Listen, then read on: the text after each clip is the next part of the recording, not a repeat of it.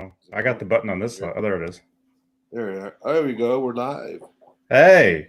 We're live. What's happening?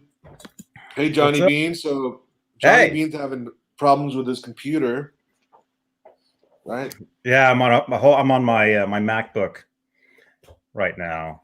See, I'm so used to using this microphone that's not even plugged in. Does it even make sense for me to even have it? No. What kind of those headphones have a microphone? No, I'm using the mic in there. Oh, okay. So got it. I don't know how it sounds. I was trying to get a setup going, with like these things. Yeah. But these go to my phone. They don't go into this. So hopefully you can hear me okay though. Hell yeah. Hey, so today we're gonna be talking to. It's gonna be a bass kind of day. It's a bass day. We have two of the baddest bass players that I know, Amir Zitro and Ryan Salazar. And right now, tuning in is our buddy Amir Zitro. Yo! Hey, hi Amir. What's up, Amir? Hey, I tried loading this thing on my regular computer, and it says my browser doesn't support blah blah blah. I tried Firefox and Chrome, neither worked, so I'm doing it on my phone. So there we go. You look great. It looks great. The phone is powerful.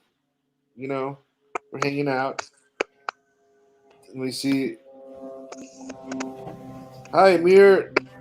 Mintan Gantis. Hello. So I've known Amir since the 90s. I first met you at Jackson Street Studios in 90 whatever the fuck, right? When you first started jamming with Alex and them? Yep. 93 or 4 or some shit. Long time ago. Yep. And Johnny, do you know Amir? You guys know each other, right? I know we've met. Yeah. I know we've met. I'm thinking it was probably because you're with Alex. You were with Exhibit A. Yeah, back then. Right. Yeah, I saw you guys. Open for Mountain. Oh wow. At Berkeley Square. I was at that show. Berkeley Square. Yeah. That was probably before I knew you, Dave, actually. Yeah. I was at that show because I was the guitar tech.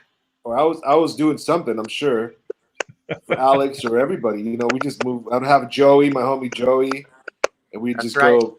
Joey was bass teching for me, yeah, that's right. Yeah.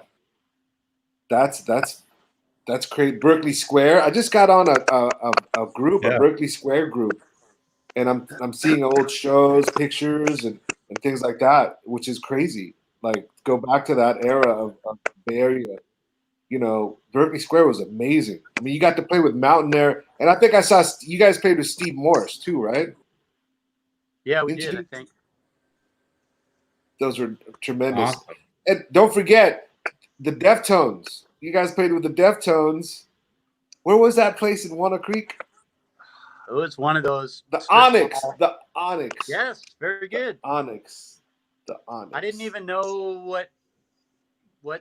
I didn't know the deal with Deftones back then. I was just like, yeah, it's another rock band, and then they blew up, and I was like, shit, I should have paid closer attention. Yeah, dude. Oh, look. Speaking of bass, all about the bass, no treble. Here's our other bass guru, hey, man. Ryan Salazar. Hey. What's up, Amir? What's up, Ryan? Hey, guys. His thumbster. This is really cool. You got the guitars on the top and the bass on the bottom. Get it? The bottom. On the bottom. You got to hold the bottom. Me and Johnny planned that, by the way. We said, well executed. Yeah. What's up, Ryan? Not much. Just chilling. Excited to see Amir, man. It's been a while. I know. How's it going, brother? Yeah, pretty good actually. Really good. Really good. Yeah. Glad to hear We it. want to congratulate Orion. He's a married man. Oh, I got wow. married. Congrats. Oh, Thank you. Thanks, man. Yeah. Do you It have, was really do nice. you have the ring? Let me see the ring. Oh, I don't have it on right now. Oh, So neither do I. I'm paranoid about scratching it up, like I'm always doing stuff and I'm just even playing bass. Like I worry about playing bass and scratching it up and ruining it. So I'm thinking about getting like a cheap one that I can wear Yeah. when I'm That's out, cool. when I'm doing stuff. Does anybody else do that? Is that ridiculous? I mean, it's kind of a nice ring. I'd say let it get its battle scars, but that's just me. It's the first and only one, so I don't want to. But who knows? Maybe you're right, man.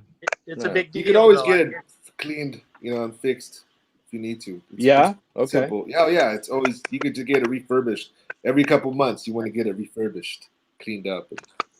Don't let me get started with the jewelry talk now. But anyways, the pawn shop and get it. yeah, dude. There you go. But dude, so Amir and Orion went to high school together. I don't Right? Sort of. Did we? What's the story? How did you guys? What's you guys' like? Well, Orion was my what I know is you went to Skyline. Yes. I went to Oh, Maytech no. and then Berkeley High, so I'm a Berkeley guy. Oh, okay. Well, it was just because at my high school, the word on the street was the baddest bass player in Oakland, wherever, just the baddest bass player around. And I always thought you went to Skyline for some reason was you. And so when I was playing bass, they're like, oh man, you gotta, whatever, you gotta check out Amir. He's the baddest dude. If you can get to where he's at, maybe someday you'll be doing something. Because you were playing in a band with Steve Bowman, who did go to Skyline, yeah? Right. And then who was the guitar player again? Doug Doppler. Doug Doppler. Wow, Doug Doppler. And Yeah. what was the name of that band? Kimosabe. Kimosabe. So that was like heavy stuff back in the day. And you guys used to play it at this place called The Hill, which was sort of near Skyline. Yeah. Anyway, I think we did a couple of gigs with Freaky Executives back in the day, and we used to play with Primus back in the day when they were just a club band. And so that's how I knew. I just know that coming up as a bass player, I had the pressure of having and the inspiration. And I don't know if I couldn't get into I think one time I tried to get into The Hill to see that I couldn't get in because I was too young. But yeah, it was just the word was you were the baddest dude, and so I was always like, and that you played Popeye on the bass. The Popeye you know where I theme got song. that? You know where I got that? Once upon a time, it was like one of my first original bands. Sorry, there's a blender going in the background.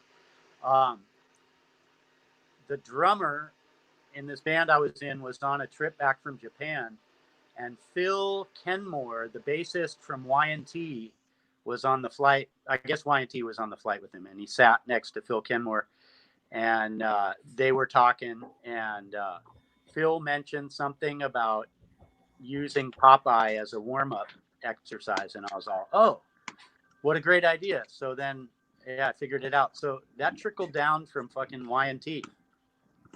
Whoa, Y&T. That's a good story. Awesome. That's awesome. Yeah, so that just the idea, and so yeah, of course I had to go and like try to do my version of it, but that was the legend of Oakland, of Skyline High, was the baddest bass player around is Amir Zitro, and so there you go. That's my story. That's how I know of you. Yeah, Right. see, later I met you. That's similar to Jason and me. I remember. I used to hear that about Jason. Orion, because you were like a barista on Grand Avenue. There was like a coffee shop, and I used to go in there, and you were like, "Oh, you're Amir," and so that's how I remember meeting you. And then at one point, way down the road from that at Jackson Street, I remember you and I had a bass jam, and we just the two of us got together in the fungo room, and you were playing drums, and we were trying to play. You could actually play the drum part to Prince's "Dance On," and I was super impressed that you could play that. You guys know that song? Nice. It's this No. crazy. I think Sheila played drums on it, probably. Mhm. But it's a badass drum part, and I was like, "Damn, Ryan can play fucking Dance On. That's amazing." Thank you, man. That's one of like the 3 drum parts I know how to play. So That's 3 more than I can play. That's amazing. yeah, man. Let me see. So here's nice to see you, Ryan. Sending some love. Hey. Oh, and then another Orion related story. At one point, I don't know where in the history of curveball it was, but I was doing the big hair fucking prog metal thing in Captain Crunch with Doug Doppler, and ultimately with my brother Rain on guitar. Oh damn! I just had a brain fart. What was my story? Oh no! It was an Orion. There we go. I lost it. Captain Crunch. God, I'm having a senior moment. Captain Crunch. Captain Crunch. All good. That was the It'll come coffee back. mill. Remember the coffee mill? That was the coffee mill on Grand Avenue. Does anybody of you guys know about the coffee mill? Johnny Bean, anybody? No. No. Coffee mill no. was like a staple, Oakland staple. I'm not sure if it's still there. I hope it's still there. It was a pretty cool place to work. All kinds of hipsters coming in and out. And right next to Lynn and Lou's. Do you remember that breakfast place, Samir? Yes. The oatmeal blueberry pancakes, these giant pancakes. Yes. I mean, that was pretty cool. And I actually lived right behind the coffee mill. Oh, far out. So yeah, I think I remember getting Eggs Benedict at Lynn and Lou's. Good place. That's Oakland, old school Oakland right here. That is some old school Oakland stuff. Sounds good. Sounds good right now. Delicious. Dude. So, question, Amir, what made you want to play a bass? What inspired you? What's the first thing?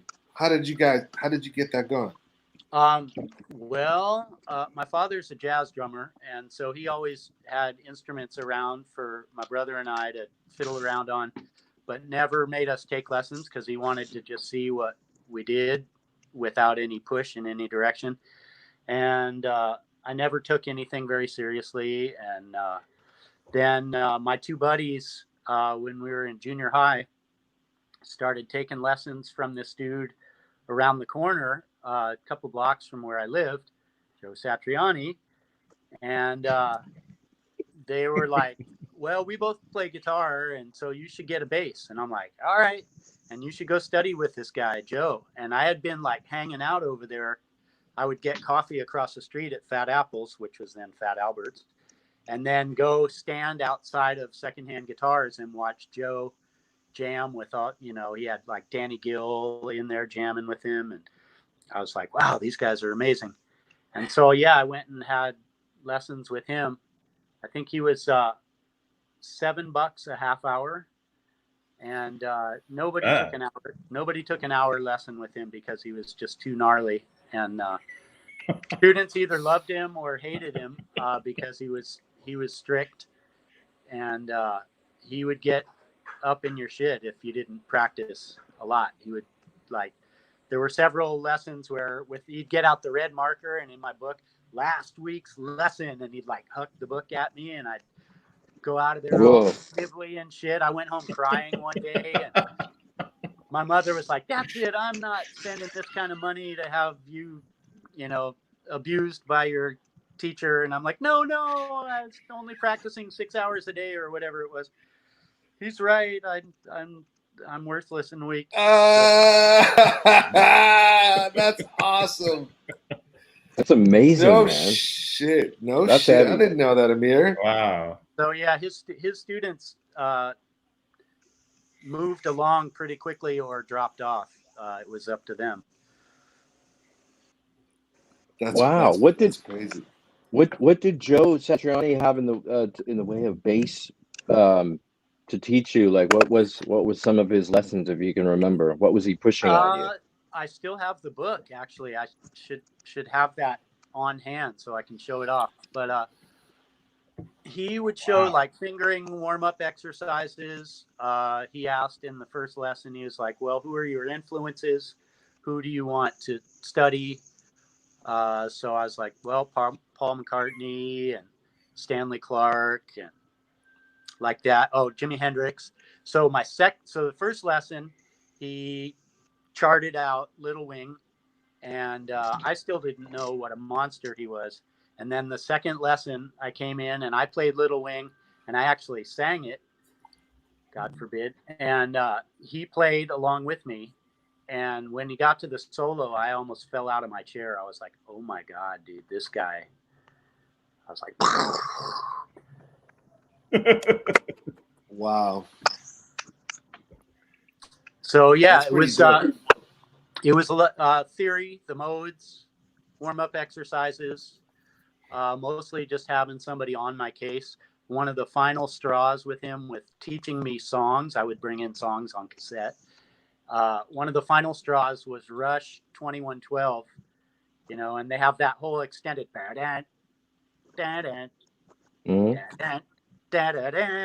and he listens to a few notes of it and he like hits the thing off and he's like kind of hucks the tape at me or whatever, and he's all frustrated. He's like, man, you can figure this stuff out on your own. If all you want to do is, you know, have me show you blah blah blah blah blah blah. Wow. He got kind of aggro with me that day too. And he was right. He was right. He was right. He was right. Yeah. And it did push me to develop my ear. And he's like, I got more important stuff to show you. And at a certain point, he just kind of pushed me out of the nest. And he said, you know, after like 3 years on and off, he said, now you need to get a real bass teacher. I've shown you what I can show you as a guitar player, and you need to just learn technique from a bassist. Incredible. Wow. And who was that bass player that you? Well, I didn't get serious with anybody. I took one lesson with Andy West from the Dregs, who at that time. Okay, I'm sorry. Go ahead. Remember the classified flea market paper? Yes. He had an ad in there, and in San Rafael, he was in a rehearsal studio, and I went over there, and he had like this wall of custom speakers. You know, I was like, Jesus, dude, it was the biggest bass rig I'd ever seen, and but he was like $50 an hour, which back in those days, you know, I was coming from $7 a half hour with Joe, and I'm like, all right, as a novelty, I'll go take a lesson with Andy West. And I don't remember exactly what he showed me. I was pretty much, you know, starstruck and just like, okay. Right. But it was incredible. And then I took a few lessons with a local guy who plays with Sheila and other Latin jazz people, Mark von Wageningen. Everybody calls him Mark VW because nobody can say his name. But he and his brother are I guess they're Danish, maybe. His brother passed. His brother's also like a monster drummer, but that was who I studied with a little bit after that. But mostly, you know, I got good enough to play in rock bands and never aspired to be the next level. So I was like, yeah, I can muddle through as a rock funk guy without any more lessons. So for better or for worse, I wish I had kind of gotten more serious, and now I'm just old and curmudgeon. No, you're not. Don't want to. No, you're not. You know, whatever. Maybe lessons would be good at this point again. I need lessons. Did you take lessons, Orion? Who did you take lessons from? I did not. Well, I tried to play guitar when I was around 12 or 13. I had an acoustic guitar they gave me, which was a super disappointing because I wanted electric guitar, but they gave me an acoustic, and I took lessons from a guy named Gene at Diamond Music. Does that make sound familiar? Diamond Music by up the hill from Oakland High. And then I stopped playing music for a few years. Then I picked bass up again in a similar kind of a thing because I had guitar players around me that were pretty good. And then I was like, yeah, well, I play guitar too, but I sucked. So they said, here, just take this one. It's only got 4 strings. There's nobody else playing one. Just you can do that. And yeah, then I never took lessons. I went to Blue Bear School of Music and did a year there, but that's about it. Yeah. But I still can't believe you did the Andy West day with Andy West. That's amazing. Oh, I remember the thing that I forgot. It's funny how stuff comes in and goes out the other end of my brain. At one point, Brian Kehoe approached me about playing in curveball, and that I was doing, like I said, I was doing the big hair thing, and I was like, oh no, I'm into what I'm doing, and then I think Orion, you got the gig, and I went and saw you guys, and I was like, oh my god, I made such a huge mistake. You guys were so killer. I was like, damn, I want to be in that band. That was that was fun, super fun. You guys fucking killed it. Thank you. Curveball was dope. I saw 1 or 2 curveball shows. Really good, really good. And you had super hot singer chicks too. Mm-hmm. That's why they were so good. It didn't hurt. Did not hurt. So, baddest bass players. Who's like the baddest bass player? Would you say right now? Anybody? Okay, I'm gonna say Richard Bona is a guy. I want to show this little video of this dude playing the bass. It was recommended by Amir and wanted to watch you guys watch his video. So check out this dude. Here we go. Video.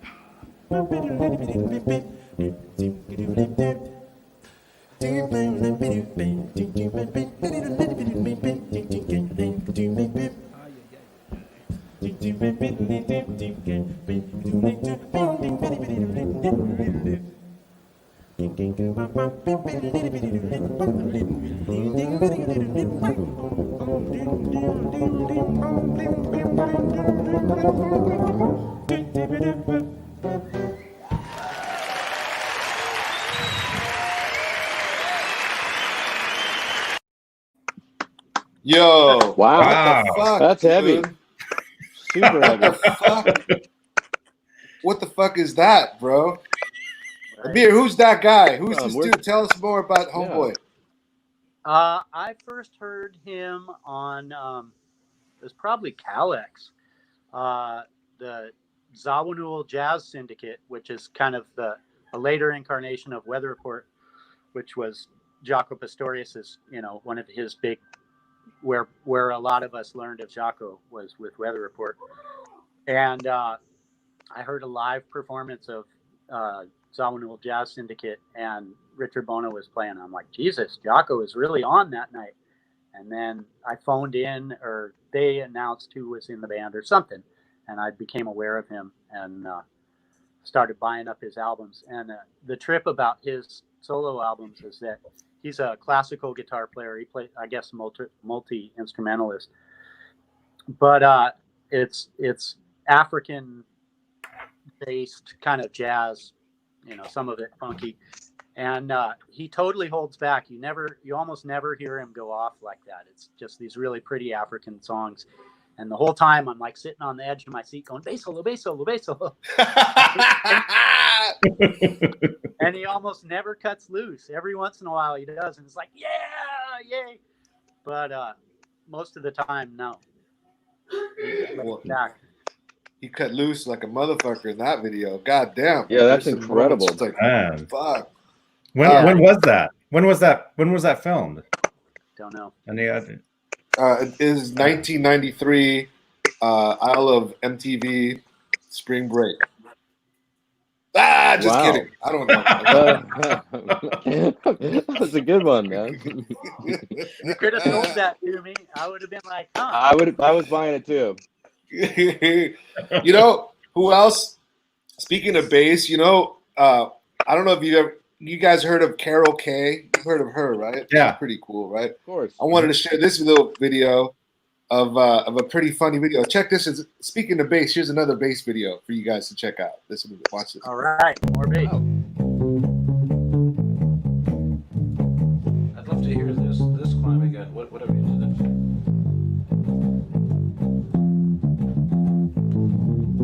Oh, that was sweet. May I try it? Sure, you bet. I'm teaching him how to play bass. Isn't that funny?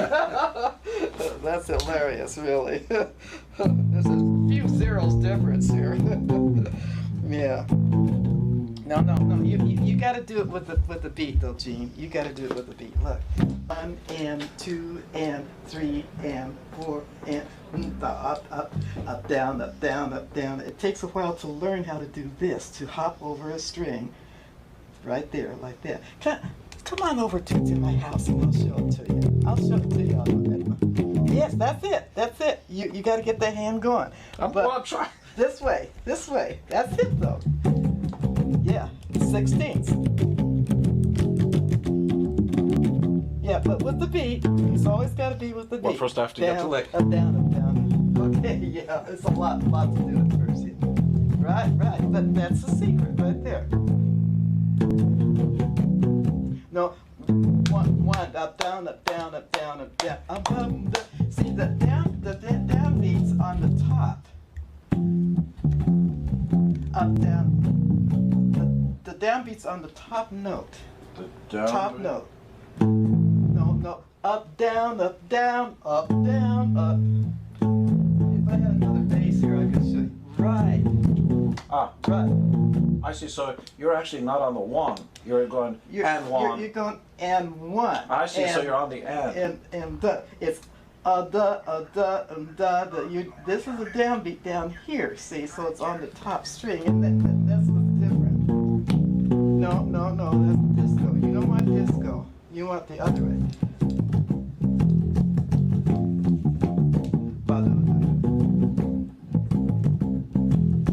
You almost got it. Up, down.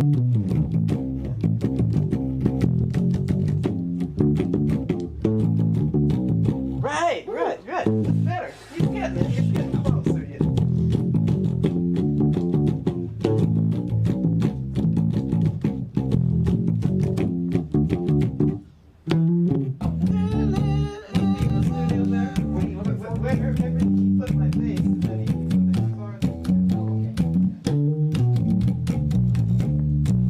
It's really this.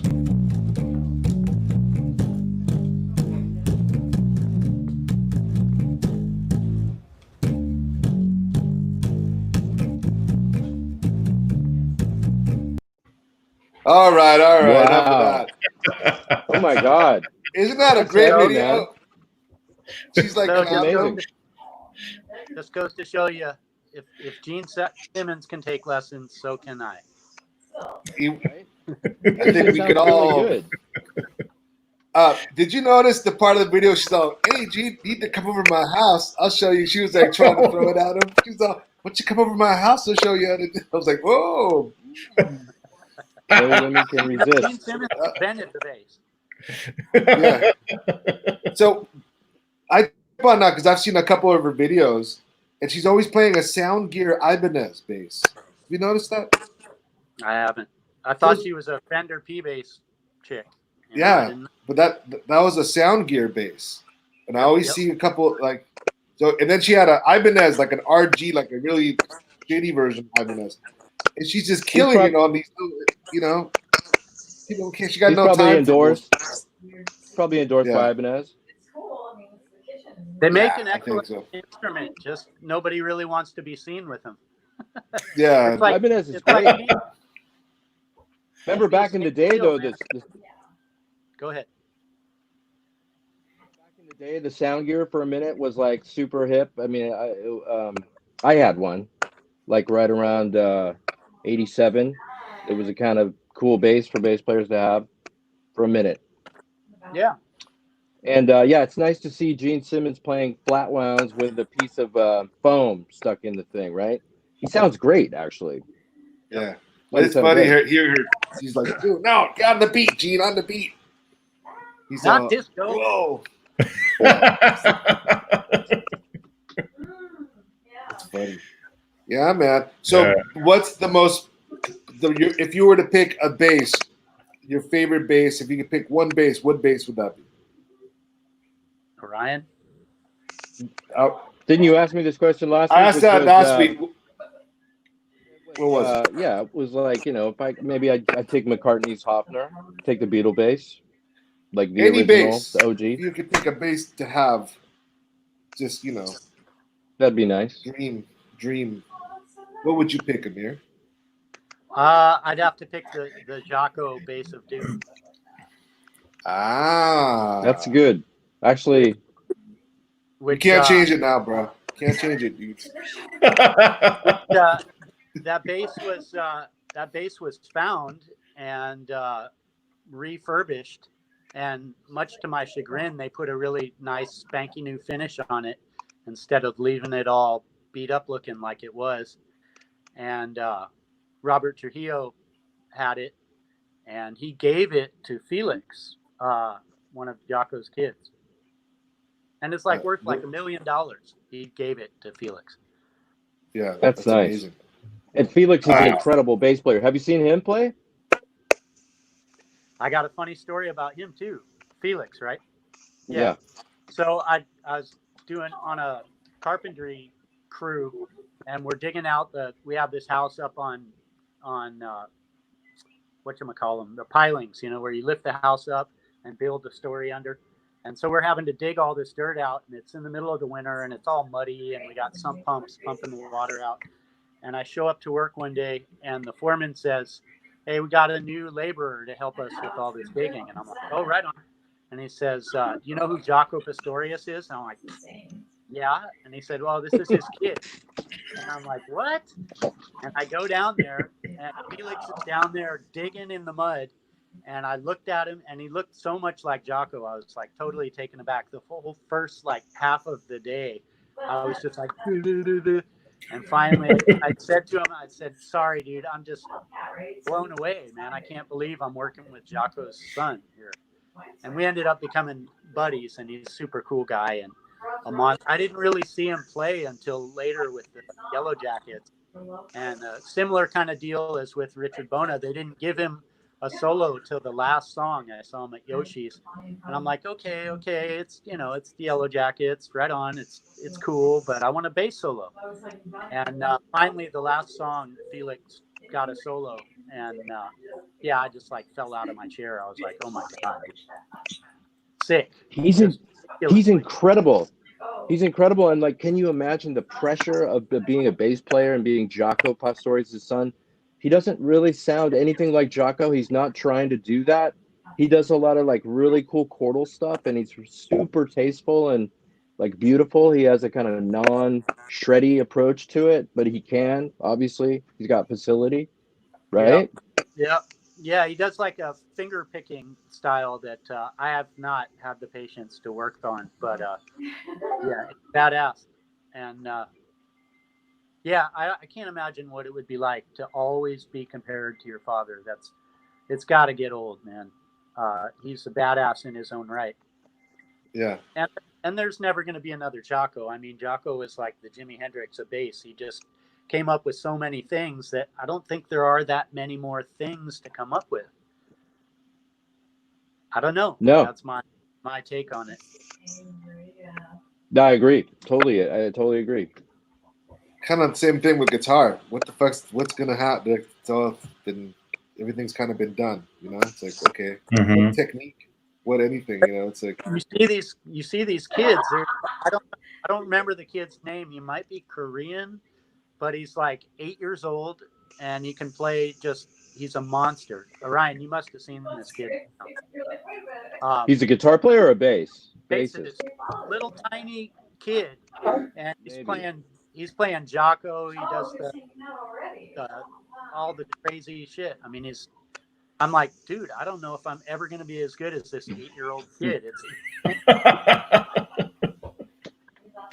Yeah, I have seen a bunch of like drummers, like little girls playing, little Japanese girls just killing Bonham beats, and yeah, small children with unbelievable technique and abilities. It's just the new next level super generation of super soldier musician children. It's hard to believe that somebody that young could have that kind of dexterity. I mean, I don't know. I don't get it. How long could they have been playing? 3 years, maybe? It's crazy. Yeah, I'm sure there's always been people like that. We just didn't have YouTube back then. I'm sure there's somebody in fucking somewhere back in the 80s that was just shredding, just crazy, but they're not, they're in Costa Rica or something or whatever, always a weirdo. Because growing up with Jason was like that. He was a weirdo. I was like, oh my God, this guy's fucking crazy. I'm sure there's all kinds of weird, crazy fucks like that, Yeah. That are just, and for sure, like the internets and YouTubes have made that possible, though, like accelerated the rate at which somebody can watch and like study a certain kind of a technique and just do it over and over again, and as opposed to having to do a lot of stuff by ear or whatever. I think that's probably part of it. Yeah, but man, it is mind-blowing. Crazy. Let me see. Somebody said, what's so cool about Felix? Richard Bona is so good. Hell yeah, he was pretty amazing. And then he played with Joe Zawinul. I love Joe Zawinul too. As you know. Yeah. Have you seen that Jocko documentary? Yes, I have. Yeah, they kind of made Joe out. I mean, Joe appears to be a little bit of a prick in that movie.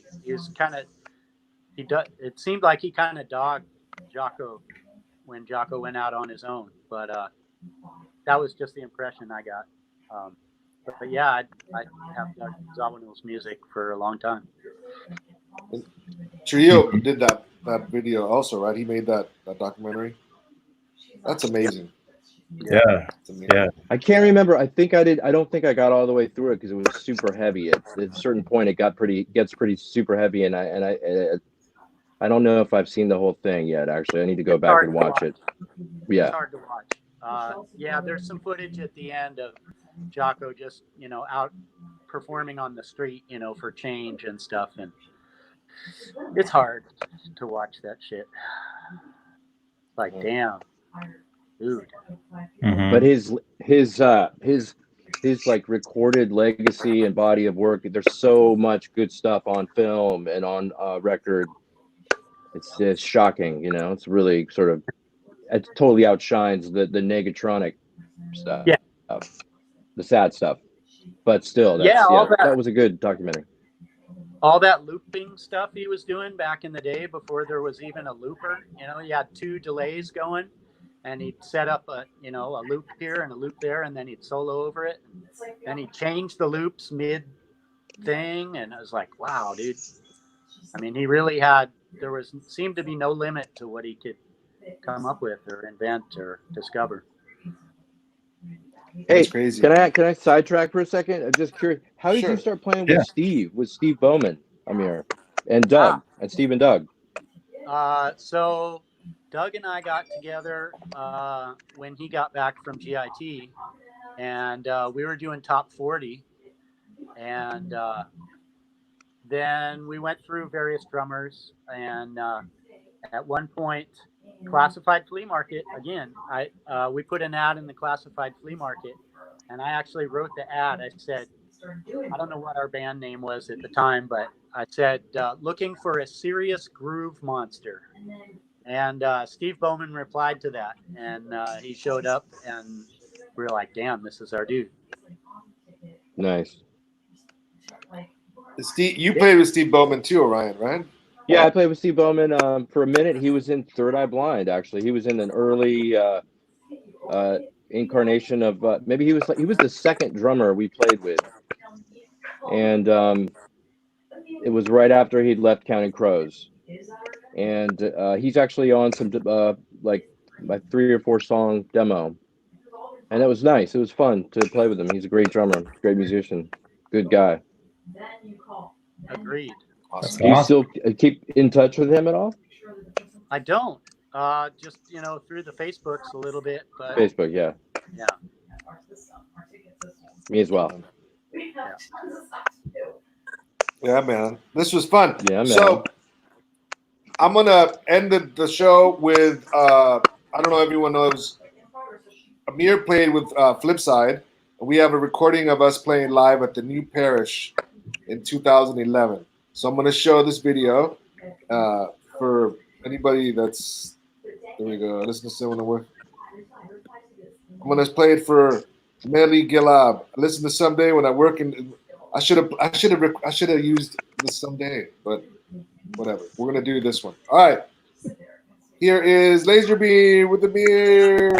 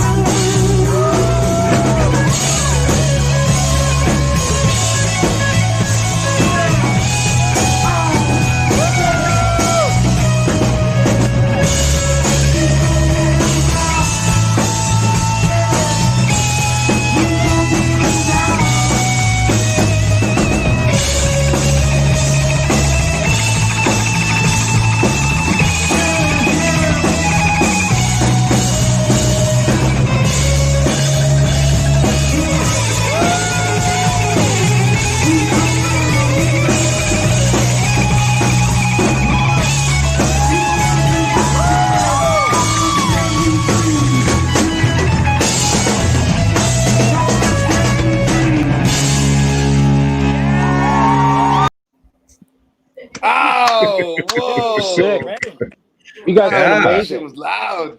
Dave, you're killing it. Gomes? Yeah, Dave, I sick butchered solo. that. Dude, you can hella hear the bass too. It's like fucking in my AirPods. That shit's all boom, boom, boom. There's some cool Yeah. lines in there.